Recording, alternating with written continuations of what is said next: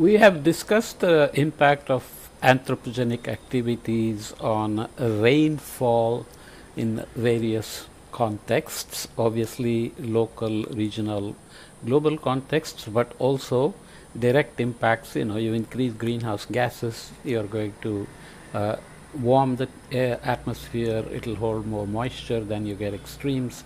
So some places get drier, some places get wetter, and so on and so forth. And you also have land use impact, deforestation, urbanization impact, rainfall distribution variability, and you have uh, growing scales of events like floods and flash droughts, which grow very fast, and then you have the impacts. But there is always a question of what other things are happening because of anthropogenic activities. So this is about specific uh, impact of anthropogenic activities on precipitation variability. Obviously, that's important because if you look at some places in India, it's not just that the rainfall amount is changing, but how it is distributed in a season, let's say the monsoon season, is very different. So the variance or variability matters as well. So this is a nice paper that talks about anthropogenic amplification of precipitation variability over the past century. For whatever reason, I neglected to put the paper's information. Let me do that as I am recording this. It came out in Science very recently, just a few weeks ago, as I'm recording this in June of 2025. So Science, 26th July, okay, sorry, it's a bit older, 2024, that doesn't matter. For some reason I forgot to record it when I read it, so here we are. Okay, came out in Science. 385 is the volume number, and 427 to 432 page numbers, 26 July 2024. As the climate warms, the consequent moistening of the atmosphere increases extreme precipitation, well established. Precipitation variability should also increase, producing larger wet dry swings, but that is yet to be confirmed observationally. We here show that precipitation variability has already grown globally over 75% of the land area over the past century as a result of accumulated anthropogenic warming. The increased variability is seen across daily to intra-seasonal timescales, with daily variability increasing by 1.2% per 10 years globally, 1.2% per 10 years. So if you look at 100 years, that's going to be pretty significant change, and is particularly prominent over Europe, Australia, and eastern North America, so eastern seaboard, or at least part of eastern North America. Increased precipitation variability is driven mainly by thermodynamics linked to atmospheric moistening, modulated at decadal timescales by circulation changes. As you may already be aware, thermodynamic changes are the moisture dynamics and cloud formation, rainfall, whereas dynamics is circulation, wind changes, moisture transport, etc. Amplified precipitation variability poses new challenges for weather and climate predictions, as well as for resilience and adaptation by societies and ecosystems. That's fairly obvious. Let's read some upfront material to get a sense of what they are investigating and what the main conclusions are, with a few figures for results. Climate warming increases the near surface atmospheric moisture holding capacity by 7% per Kelvin according to the Clausius-Clapeyron relation. That's the exponential dependence of water vapor in the air with temperature change. The increased atmospheric moisture as the first order driver fuels precipitating systems, leading to increased precipitation extremes. When it rains, it pours kind of paradigm. This means greater fluctuations between precipitation events and wider swings between wet and dry episodes, manifesting an amplified precipitation variability. Plenty of references given.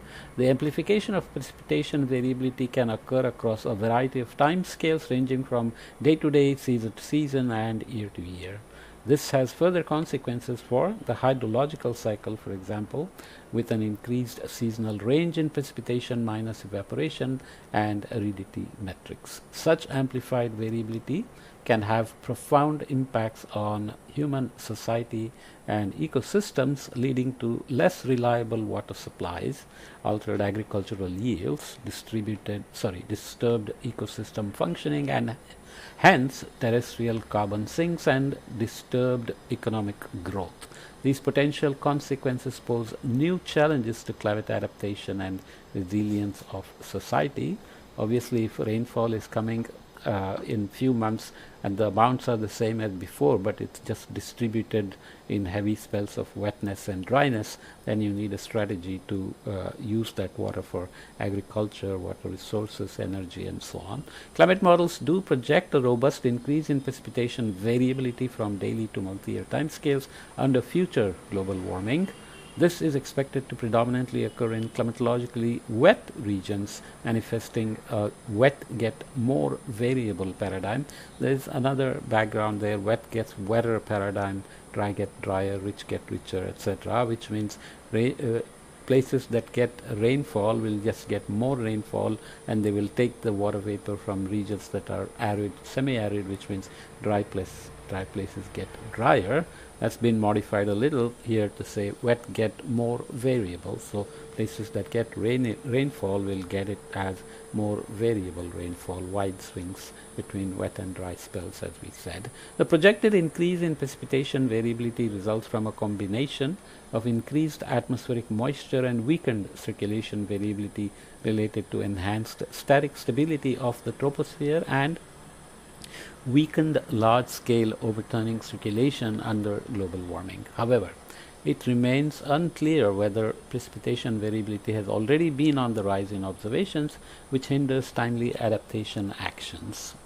The detection of observed change is made more difficult by large internal variability in the daily precipitation, which complicates identification of the emergence of an anthropogenic signal. So rainfall is always highly variable anyway, especially in some places. Typically places that get heavy rainfall tend to have overall coefficient of variability smaller than regions which have smaller amounts of rainfall. So there is a natural variability in the rainfall variability. But how are human activities changing this? That's a tricky question. Although a very limited number of studies have reported an observed increase in precipitation variability at specific time scales for some regions, a systematic review across spatial temporal scales is lacking, which is the justification for this paper.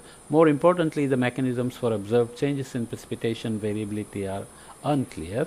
Here we present a comprehensive understanding of observed precipitation variability change over the past century, addressing the facts, mechanisms, and anthropogenic contributions. We show that precipitation variability has amplified systematically over the past century from global to regional scales and across daily to intra-seasonal time scales. So variability can increase in time and also in space, right? If a certain region is getting rainfall distributed in a certain way, the spells between regions within that between locations within that region can also become more variable. There is some evidence that extremes have gone up in spatial variability, not so much in temporal variability and so on, but gets into a different debate. Okay, we show that precipitation variability has amplified systematically over the past century from global to regional scales and across daily to intra-seasonal time scales. So both spatial and temporal changes. This amplified variability is primarily driven by thermodynamics linked to atmospheric moistening, which is attributable to anthropogenic warming. So warmer atmosphere is thirstier, 7% increase for each degree of warming. That's the theoretical upper limit. But how does it translate to rainfall? Does 7% increase in humidity mean 7% increase in rainfall? Of course not. But then there are increases in extreme events, and there are increases in variability of the rainfall, which is not extreme events but just variability of rainfall. So let's look at some figures. I'm not going to go into the details of their analysis, but we'll look at some figures which tell us how the contributions are being made: greenhouse gases, natural variability, and so on. Okay, trend in precipitation variability from 1900 to 2020. That's the global data from GHCN, and you can see that eastern part of North America is a hotspot, Europe and Australia, and it's a mix over here. So this is percentages in percentages per 10 years. So there are some that are becoming less variable in this sense, because this is trend in precipitation variability. Negative trends means decreasing variability, but as we said, these are wetter regions on average than these, so there may be some relation to amount of rainfall as well, and you can get into Mediterranean climate over these regions, and India is also a mixed bag and so on. So let's focus on what's shown here. The physical drivers for amplified precipitation variability, then let's just look at it briefly, and then we'll look at figures. Changes in precipitation largely through moisture advection can be affected by changes in atmospheric moisture, that is thermodynamic changes in atmospheric circulation. So circulation changes dynamics, or both, where you combine moisture loading and its advection. So advection obviously strongly depends on the gradient of things. So gradient in moisture can lead to advective impacts. This can be diagnosed using a moisture budget equation. Among all the moisture budget components, precipitation variability can be reasonably approximated by the variability in vertical moisture advection, which can more closely relate to the rainfall change. So that's sigma times minus WMQN Q1 over G in a simplified two-layer model framework. So this is described in the method section that I won't go into. So P is the precipitation, so sigma P variability is sigma of minus W M Q1 over G, where WM denotes I said multiplied by, you should be careful, it's standard deviation of, variability of, right? WM denotes vertical motion at mid troposphere, where the moisture loading is most critical for rainfall. So 500 HPA is used as mid troposphere, which is closely linked to precipitation P. Q1 denotes specific humidity at the lower troposphere, 850 hectopascal, which is approximately above the planetary boundary layer into the free troposphere. Sigma is the standard deviation operator that applies to the term after it, and G is the acceleration of gravity, of course. Okay, so let's just jump ahead and look at figures here. Regional change in daily precipitation variability from 1900 to 2020. Europe, various products, which is always critical because rainfall is tricky even to measure, and the coverage gaps in space and time, etc. But you can see that approximately all of them are showing an increase in percentage of anomalies. That's over Europe, Australia, and Eastern North America. So some have more steady growth over time from the 60s here, more of a jump maybe from the 70s or 80s here. Some are actually still negative. Let's not bother too much about the differences in data sets, but Australia, you know, is it a jump or is it just a shift of some sort? You know, you draw a line here, line there. So it's always tricky to do these kind of analysis, but let's just take the paper as its face value and say there are trends that are prominent over Europe, Australia, and Eastern North America in the change in daily precipitation variability. Okay, there are details on how these are done that you can follow up with. If you look at physical processes for changes in precipitation variability, remembering our formula for standard deviation of minus Wm Q1 over G, you have contributions. So sigma P is what we are interested in terms of variability or trend in variability. Sigma P star is basically the variability of vertical moisture advection as opposed to sigma P, which is the precipitation itself, and they are highly correlated. That's the point we already made. So you can look at the different observations here, sigma P star, and dynamics, thermodynamics, and NL is non-linear effects basically, which is the combination where it's not very clear if it's just dynamics or thermodynamics that dominates, right? So that's what we said in our equation here, non or both. So dynamic, thermodynamic, or non-linear effects NL. Okay, so you can see that. Oops, where am I? I'm here. So you can see that there are few places where non-linearities may be reducing their negative numbers, small negative numbers, but generally sigma p star is well, it explains the precipitation variability well, and over Europe, dynamic component is smaller than the thermodynamic component. Okay, so dynamic, thermodynamic, and non-linear. So you can also look over time versus averages. And Eastern North America, again, here sigma p and p star are close to each other. Dynamic impacts are even smaller here. Thermodynamic impacts are much larger, but here the nonlinear effects are positive.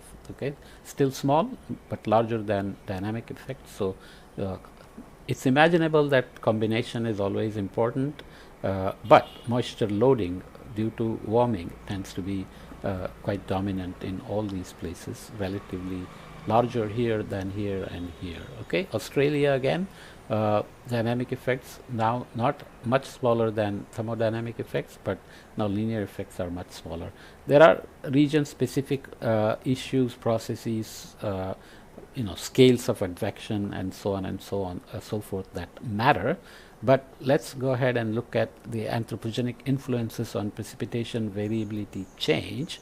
So we are doing, I will just look at the figures, because these long captions, the way the figures are printed, it's hard to fit them into one page, so I tend to split them, but figures are fairly self-evident, and you can also see some model biases there, so you have to be careful.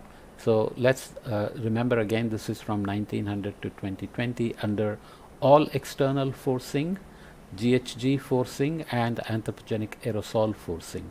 So how to do this? You have to go and read the methodologies, because you are going to take models that are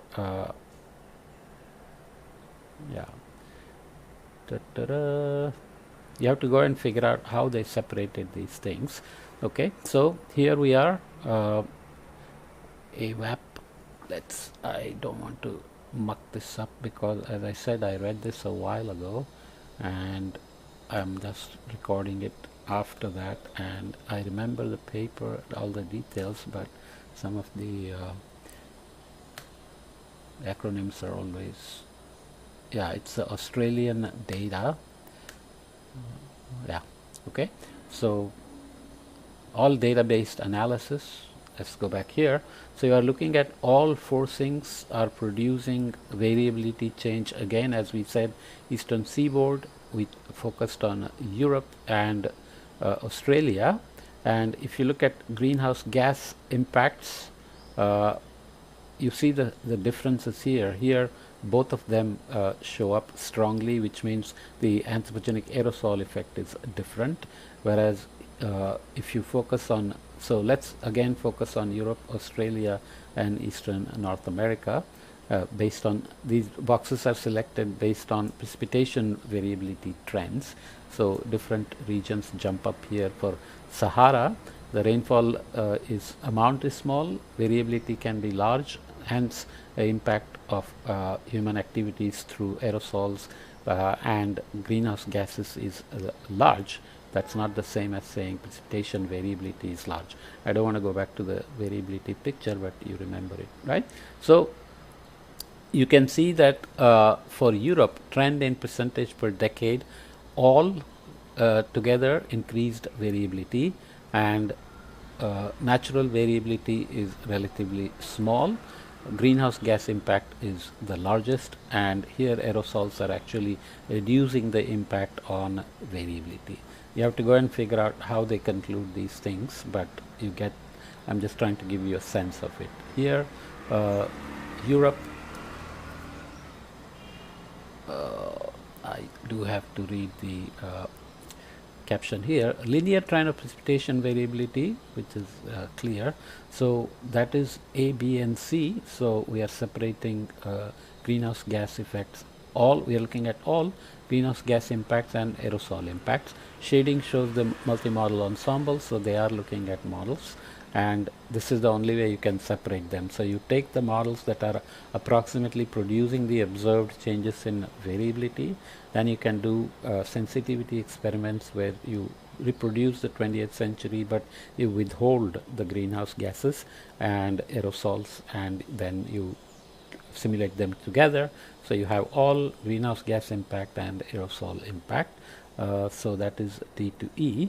Box whiskers show 5th, 25th, and 75th and 95th of a multi-run ensemble, and the white horizontal lines show the multi-model ensemble mean. Oops. So white line here, and these are the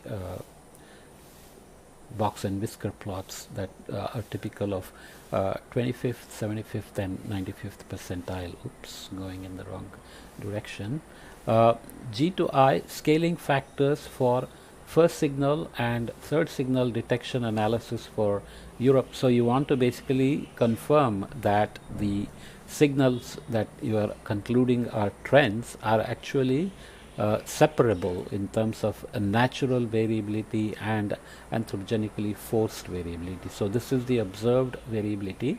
You want to look at natural variability, what it could have done, and how the anthropogenic forcing of greenhouse gas and aerosols are changing that, and whether they are statistically significant, that your conclusions are confident enough in attributing the changes to specific causes. Okay, so Australia, same story, and again see aerosol impacts small or noisy around 0, and natural variability again small, and you can see the first signal, third signal. I won't go into the statistical details of how this is done, but basically since it's a published paper and published in Science, you can be sure that it's being published because anthropogenic impacts are clearly separable from natural variability, and that's the same for Eastern North America as well. You can see aerosols have negative impacts on the trends of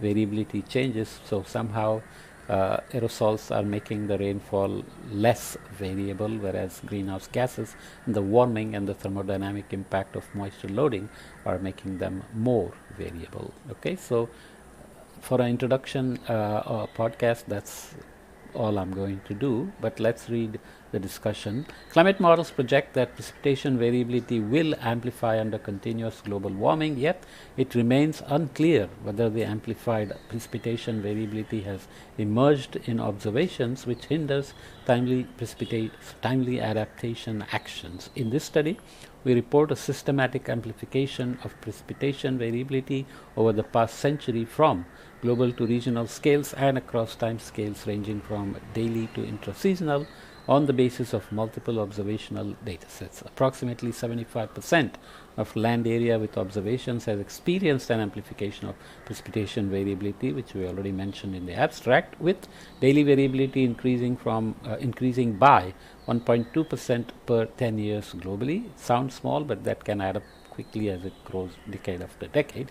It is driven mainly by thermodynamics linked to the atmospheric moistening modulated at decadal time scales by circulation changes. So faster time scale trends are mostly from thermodynamics, but the circulation changes are coming in at a slower frequencies and decadal time scales. They are also part of the story. Both mean precipitation and precipitation variability have increased over 75% of land with observational coverage during the past century. As we saw, different rainfall products have slightly different trends, but the message is still consistent that rainfall variability has changed. So they have spatial patterns that are similar as well. The physical connections between changes in precipitation variability and mean state remain to be fully understood. You understand? So rainfall, let's say monsoon is decreased over the last several decades, but rainfall variability has still gone up. And this happens a lot even with the extremes. Total may go down, but extremes may increase, right?